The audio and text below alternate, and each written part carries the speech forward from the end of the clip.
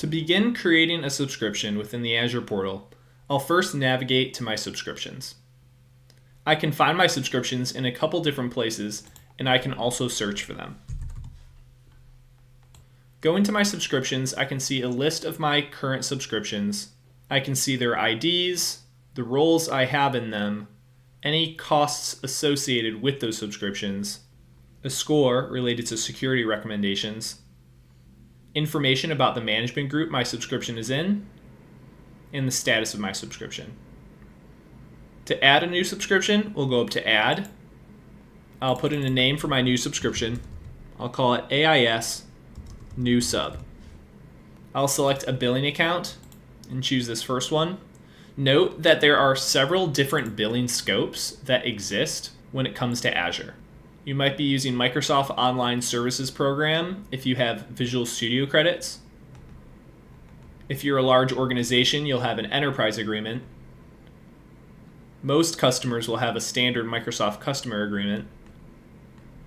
And there's also a Microsoft partner agreement.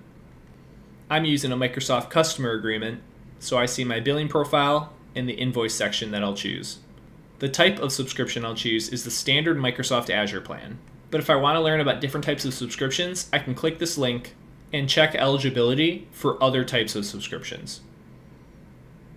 Other types of subscriptions can save you on costs for Azure resources.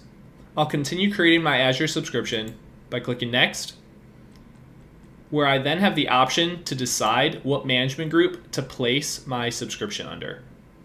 I'll place it under AIS Management Group 001.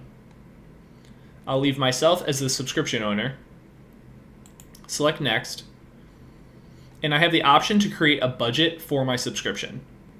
I can specify a name for the budget, an amount for the budget, and what percentage of that budget amount needs to be spent for me to get an alert.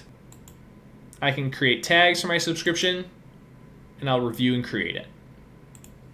My subscription was created, and I can go to my subscription if I want to see information about it.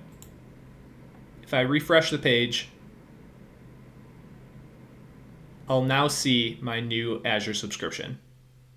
If I want to manage my subscriptions within my management groups, I can go to management groups, I can see my subscriptions within my management groups, and I can move where they are.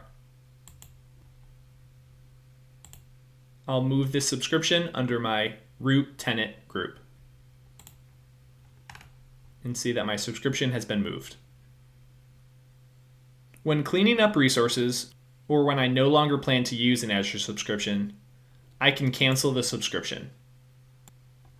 I can specify a reason for canceling. I'll choose Other.